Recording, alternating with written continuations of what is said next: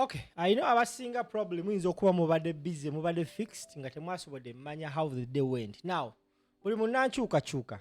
Lunaku olwaleero Robert Kyagulanyi Ssentamu Bobi Wine abadde mu district y'e Buyikwe. Era olugendo lwe terubadde lwangu.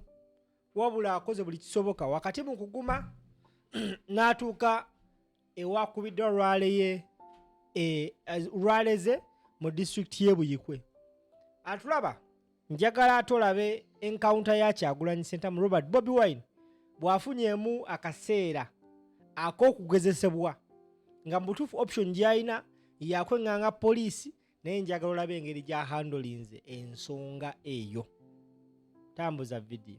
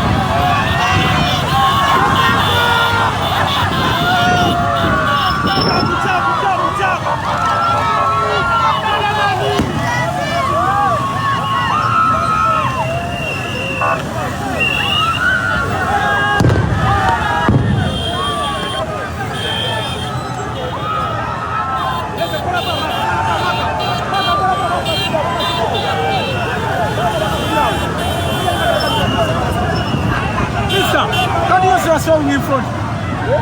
Amataka kuimia anataka kuja kufuwa.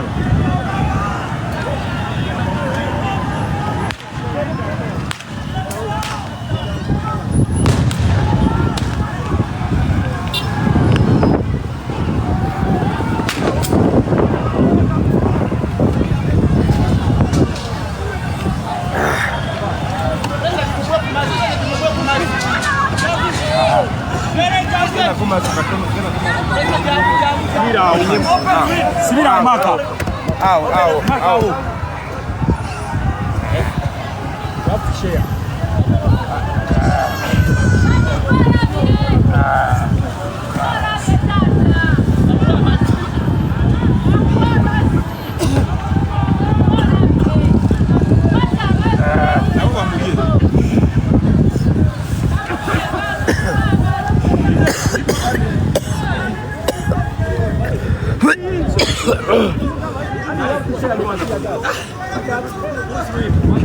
You should be ashamed.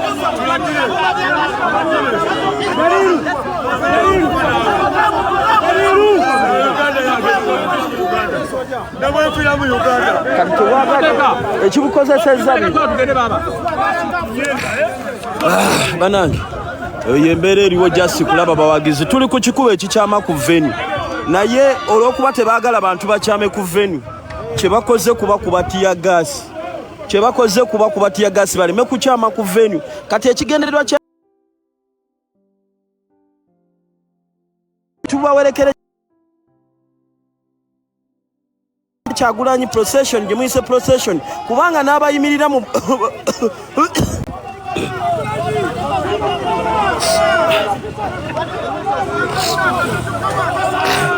kubanga n'abayimirira mu kkubo wakati mu trading center okuwubirako president nabo mu bakubo omu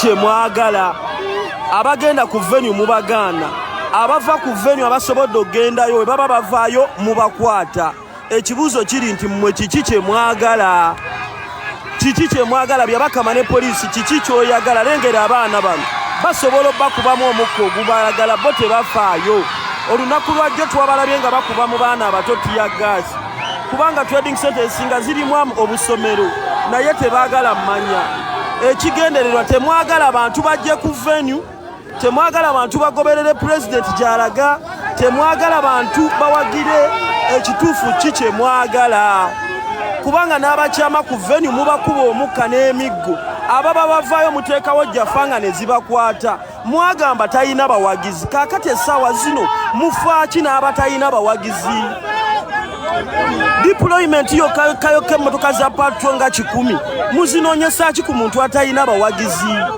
ndowooza abatalina bawagizi nga bannandala mubalaba bo temubafanako emmotoka ye etambuliramu ebyobulamu ambulance okujjanjaba bafunye obuzibu mugikutte emmotoka z'ebidongo muzikutte zino campaign olunaku olwaleero muzisazeeko muzikutte zino campaign abantu balina okuba n'omudigido mugezaako okuteekawo kye mwali muyise silent campaign naye biganye bayizawe muli mu kumanyiza bannayuganda tear gas. Ugandans, you shouldn't run away from tear gas. Get used, get solution, because to demand for your victory, tear gas will be a man, the last kick of a dying horse. You shouldn't run away, our dear people. Get used, get solutions, get used.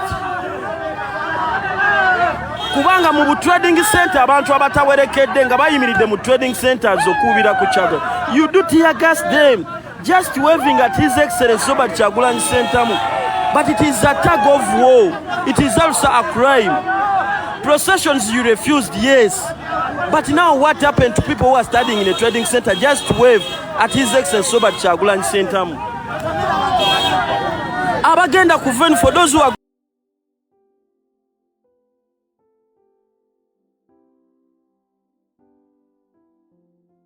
going at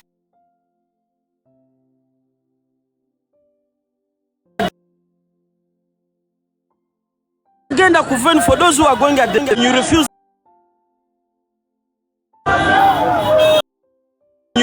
the Langa brothers whom they use in the police, very poor.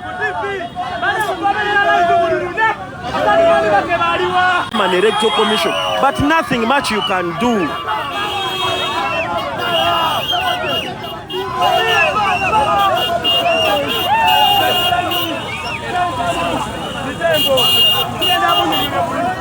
said talina abawagizi. Let him be. Atalina abawagizi ate abawagizi be mubakuba tear gas. At least make sure the tear gas canister you are using, they are updated, but you are using a very expired tear gas canister. Ugandans are going to die within years because of your greediness of power.